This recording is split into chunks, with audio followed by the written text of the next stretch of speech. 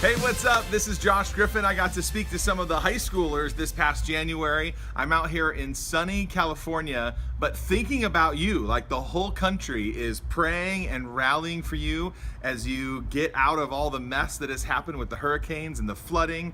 It has been absolutely heartbreaking to see those stories, and our church has sent a ton of relief your way, and I know that people of America love you and have been praying for you as well. Our church and my family prays for you. I actually get to hang out with some of your youth workers, and it has been so fun just encouraging them and loving them. And I want to say the same thing to you. We love you, and hang in there. This is a crazy season, and I know you finally got small groups launched, and that just happened last night. Good for you. Way to go. That's great. And I just want to let you know that we love you and are praying for you and think the world of you. Hang in there and stick with your small group this year. This is a great chance for your life to be changed. You'll be a different person at the end of the year. So come every single week, every time it's offered, be there. And I promise you, by the end of the year, you're going to be a different person. And it's going to be a good person. And I want you to be that good person. So we'll see you guys. Bye.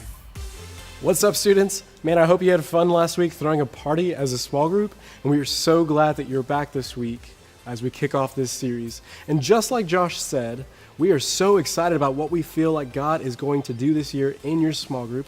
And so we really want you to dig in, to be honest with yourself, with those in the room with you, and to do life together, because just like Josh said, we think that by the end of the year, you can be a different person if you really lean on the people beside you and do life with them and do what you don't have to do.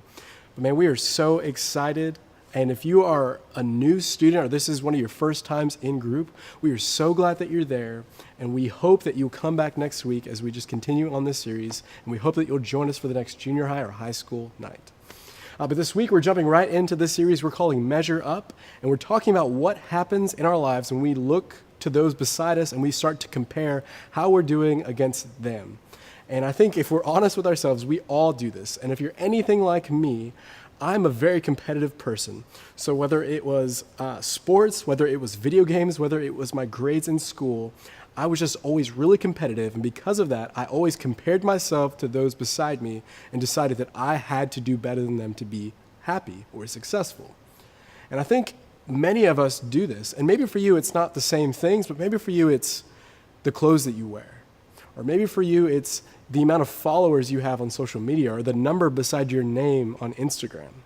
Maybe for you, you can't really be happy or feel like you are successful unless you're doing better than the person beside you. And this is a real thing that all of us deal with in some way. And I think it's because we all want to measure up. We all want to feel like we're winning at life, we're successful, and many times we have a fear that we're not. And so we like to look at those beside us and think, okay, well, I'm doing better than them, so I'm okay. I must be doing well. And so I want you to think about, students, what are areas in your life that you compare yourself to others? Who are those people that maybe you're just a little jealous of, or you watch their feed on social media really closely and you compare your life to their best that they're portraying on social media? Or I want you to think about, what was that thing that you accomplished? What was that thing that you finally got? It came in the mail, maybe your parents bought it for you, and you were so excited until you saw what this other person had. And as you compared what you had or you had achieved to that person, all of a sudden you felt like, well, man, maybe this isn't so great. Or man, maybe this wasn't such a great accomplishment of mine. And Josh had told us such a funny story about how he compares himself to somebody he works with. And I want you to just hear the story about how he compares to those around him.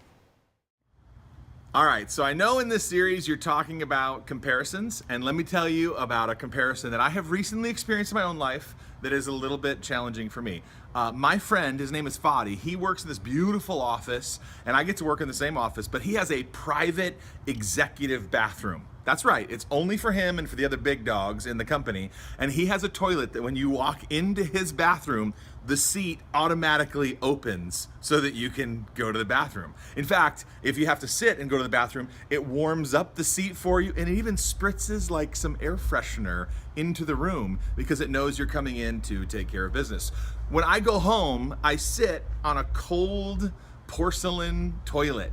There's no air freshener, there's no lids that open automatically, and his toilet does everything for him. It even takes care of you after you're done. It cleans, it has sprays, and it's so sad and so stupid.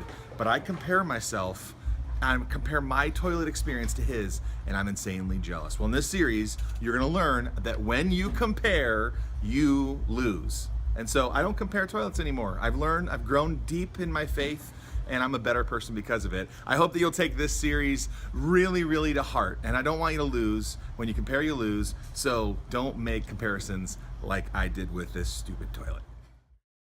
Well, students, just like Josh said, when we compare ourselves to others, we lose. And so I want you to think about and be honest with yourself. Who do you constantly compare yourself to? Or where are you constantly trying to look to other people to try to see how you measure up in comparison to them?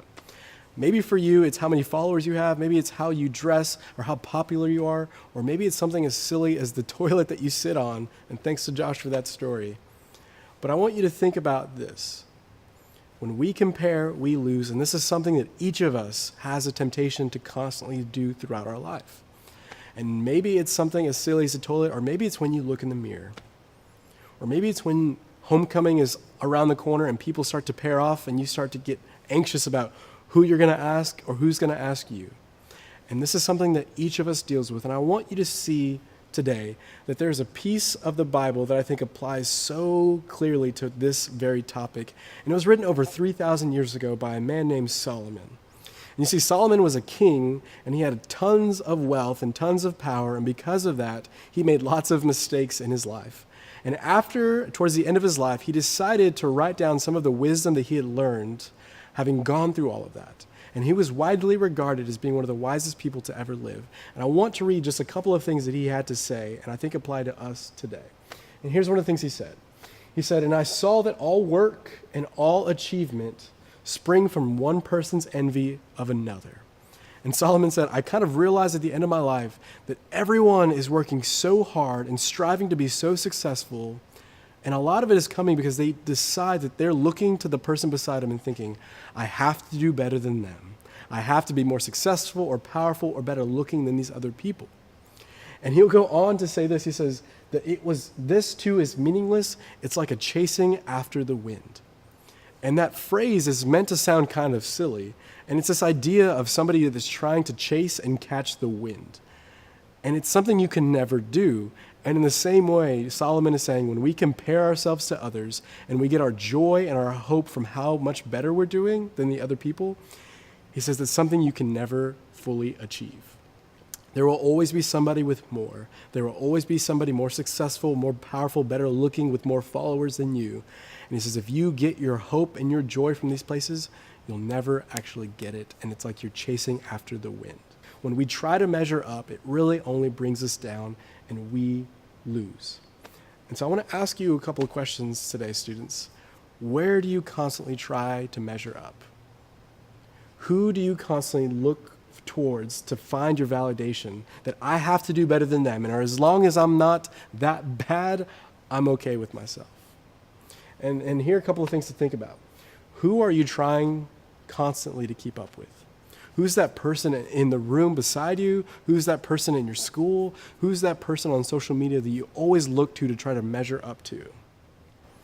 And as you head to small groups in a second, I want you to think about what would it look like if you woke up tomorrow and you let go of all the anxiety and all the stress of having to measure up to other people.